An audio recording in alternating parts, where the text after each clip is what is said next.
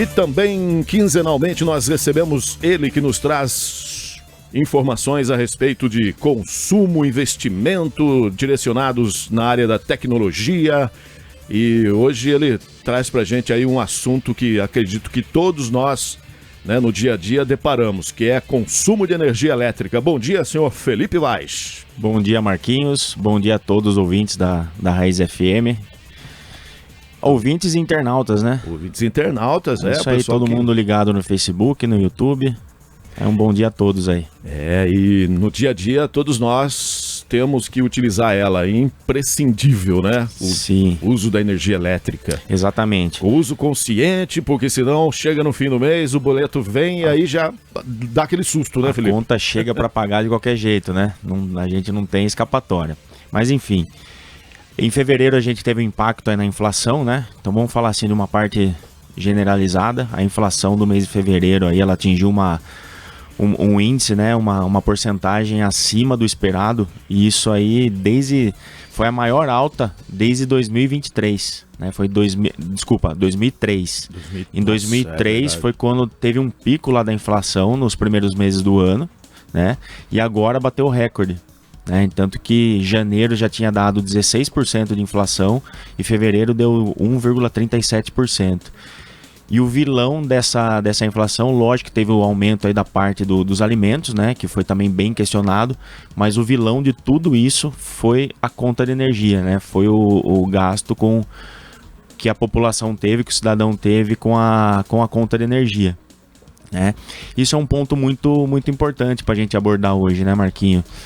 Falando assim em relação à engenharia, a parte de tecnologia, né? Então a gente vai explicar um pouquinho sobre essa parte o porquê que teve esse impacto, né? E o que a gente pode fazer para minimizar esse impacto, sendo que essa conta aí, né, essa tarifa, ela não vai baixar, né? Ela tende a aumentar ainda, né? E tudo teve uma coincidência na parte da energia. O que aconteceu? Mas mesmo agora chegando o outono, porque verão a gente sabe que é um consumo maior, sim, exatamente mas agora ar-condicionado, exatamente, ventilador. Mas a época de chuvas, sim. aumento do nível dos reservatórios já passou, agora vai começar a diminuir. Tudo bem que agora a gente entrou numa semana aí chuvosa, mas enfim, agora outono e inverno a gente vai entrar num período de escassez, né? E pelos estudos e pelas análises que tenham feito, esse ano aqui provavelmente terá uma seca aí no meio do caminho. Aí muda a bandeira, Aí muda a bandeira. Né? Então assim, o reajuste, e é uma coisa importante para falar também para a população, todo mês de março existe o reajuste tarifário, né? O valor da tarifa das concessionárias. Então a ANEEL ela dá o aval para reajuste tarifário na transição do mês de fevereiro a março.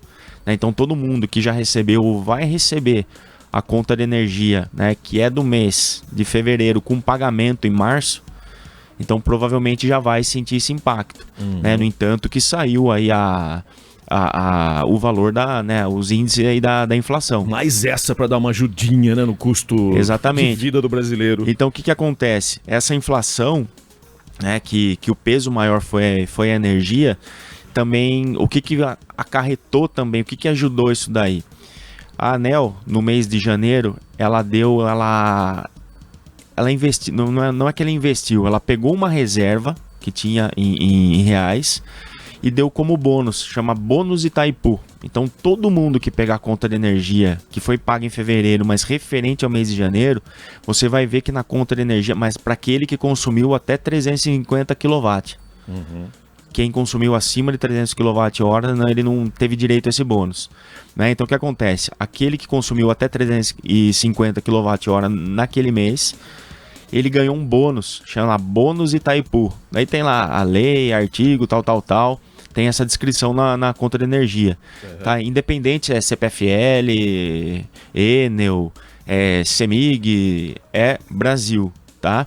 Então o que acontece? Por isso que a inflação de janeiro, ela foi de zero... Ela foi baixa, 0,16. Né? Ela foi baixa. Né? O que impactou mais em janeiro foram os alimentos e não em si a energia. Agora esse tombo de fevereiro a março, o que aconteceu? Então foi dado um bônus aí, né? Lógico, um bônus, dependendo da porcentagem de consumo, ele ganhou proporcional. certo? Então não é que teve a redução da contra-energia, foi um investimento, né, da ANEEL. Para quê? Para minimizar impacto nas distribuidoras e para consumidores residenciais e rural. Já o comercial e industrial não entrou nessa bonificação, tá? Então, assim, como a maior, né, a maior quantidade de contas são residenciais, então foi nítido que em janeiro, né, contas de janeiro com pagamento de fevereiro, o consumidor ele viu que pagou menos da contra-energia, mas não é que teve um bônus e esse bônus só foi naquele mês, tá? Então o que aconteceu? Chegou agora a conta do mês de fevereiro para pagar em março, já com reajuste de 16%. Você entendeu? Então tudo isso resultou em 16,3% mais ou menos, tá? Então assim, o impacto foi muito alto. Né, ele subiu muito mais. A inflação dos últimos 12 meses foi 5,5%. Ou seja, o que deram lá em janeiro vão arrancar agora em dobro. Exatamente, agora automaticamente acabou saindo do bolso do consumidor. Ele teve uma ajuda de custo em janeiro. Piada, né? E agora teve o reajuste. Além do reajuste anual, ele não é que ele perdeu esse bônus, mas esse bônus só foi referente ao mês de janeiro. Então ele já pegou meio que salgado essa conta de energia. Então o que acontece? E chegou também numa hora meio inoportuna, porque o mês de fevereiro, né, que foi um mês atípico, o aumento da temperatura em relação aos últimos anos, o mês de fevereiro foi muito, muito alto em temperatura em relação a 10 anos, né, atrás. Então o que aconteceu também em fevereiro? Alto consumo de ar-condicionado. Né? O banho não, o banho se diminuiu a temperatura do chuveiro, que também o chuveiro é um grande vilão. Agora no inverno ele se torna um grande... Inverte-se, né? E inverte, né, as posições. Mas o ar-condicionado ele foi o grande vilão, né? O ar-condicionado ele deixou de ser um conforto e hoje ele é uma necessidade. Né? Então assim, independente do ambiente que você está, o ar-condicionado hoje faz toda a diferença. E também no calorão, a própria geladeira também trabalha mais. A geladeira também, mais, né? O motor, mesmo as mais atuais, né? Com ultra tecnologia aí das geladeiras agora, vedação e tudo mais, até o motor dela. Mas mesmo assim, a pessoa vai se deparar que o motor dela tá ligando muito mais vezes. Né? Então o que acontece? Vamos falar, né, agora o que a população pode fazer? Fala assim, então vou deixar de usar ar-condicionado, né? Vai existir um mal-estar? Não, né? Mas tem que usar com um uso com consciência. Né? Nós nem chegamos na escassez hídrica, certo? Então hoje, o que acontece? Lembra lá em 2000 que a gente teve que fazer uma mobilização, teve várias propagandas, né? Vários incentivos para diminuir o consumo de energia porque podia dar uma falta, né? Um apagão, um blackout. Então agora, né, mexeu no bolso do cliente, né, do consumidor. Então agora é o quê? É usar esses equipamentos pesados aí com inteligência. Carregador de celular que fica conectado na tomada, mesmo não estando sendo utilizado para carregar o celular. Porque a gente vê... Sim. Eu vejo por mim lá em casa, tem 2, 3 espalhados, né? Tem um na cozinha, tem um na sala, outro no banheiro. Ele consome? Consome também. Mesmo a fontezinha dele tá ali no começo, né? Antigamente a gente falava fonte, né? Agora não é fonte mais, mas a transformação do 127 220 para 5 volts. Por 5 volts lá de carregamento, né? Então ali vamos chamar aquilo ali de um mini transformador que tem ali na ponta. Ele está energizado, ele tem os componentes elétricos ali. Até um LED, né? Exatamente. Televisão stand-by também está consumindo, né? Não a pleno vapor, né? A plena carga, mas tudo que está na tomada, independente se está ligado ou não, ele tem um consumo. Né? Obviamente aquele equipamento que ele tem o seletor lá, né, analógico no botão que desliga e apaga todas as luzes do equipamento, aquilo lá não vai consumir, né? Porque daí a transformação está ali dentro do equipamento e não no cabo de alimentação. Então tudo que tem o cabo de alimentação, que tem o transformador, que tem aquela conversão de tensão e corrente, então ele está consumindo ali, tá? E também, o que é importante?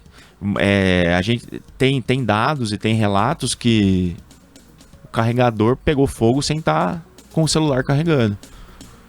Né? Então, princípios de incêndio, essas coisas, daí você vai, além da economia que você começa a fazer, cuidado, você né? também tem o cuidado.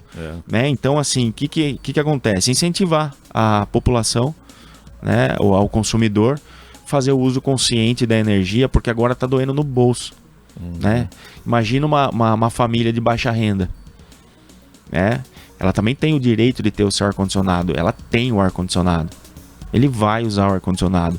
Imagina uma família de baixa renda chegar uma conta de R$250 para ela pagar. Quantos por cento em relação ao salário, né, ou a renda da família ali, equivale a esse gasto? Né? Então hoje, né, daí a gente fala, imagina padarias, supermercados, né, que consomem bastante energia. Nossa, entendeu? Onde que vai esse valor aí? Vai pro valor final do produto. Então tem que ser repassado. Né? Então a gente fala assim, não é porque o café subiu. Sim, o café subiu porque teve uma crise em relação à temperatura, né, climática, e tudo mais. O arroz, mesma coisa. O ovo, mesma coisa. Né? Então, o que tem que fazer? Tem que montar uma estratégia, né? Obviamente uma estratégia, e obviamente também que tem que ter um incentivo do governo. Né? Se ele viu que a energia está sendo o grande vilão, tem que ter uma estratégia ali econômica para minimizar esse impacto, como está sendo feito agora com o combustível, com a gasolina.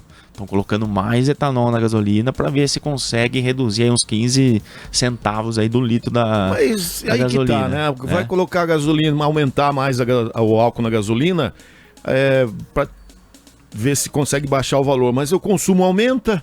Então, e aí, vai resolver alguma coisa? É uma coisa assim, da parte da engenharia, né, eu acho assim que é a quebra de um conceito, porque teve todo um estudo do motor a combustão, independente se ele é flex ou não, né, mas não é porque ele é flex que ele pode receber os dois combustíveis ao mesmo tempo. Então imagina que tem uma equipe pensando para fazer um motor eficiente e durável, e daí acontece é adulteração isso daí, né? Querendo ou não, colocou mais uma porcentagem maior de um componente que sai fora da curva do petróleo ali, da gasolina. Então a parte da engenharia não fica feliz com isso. Você entendeu? E o que vai acontecer? Vai acontecer desgaste de peças, vai acontecer um monte de problema. Mas isso daí é uma outra coisa que a gente pode abordar daqui 15 dias a gente pode até abordar isso daí, seria legal. Bacana.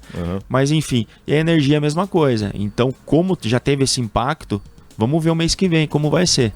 Você entendeu? Então, assim, e uma coisa muito importante também a gente falar, principalmente para rural, né?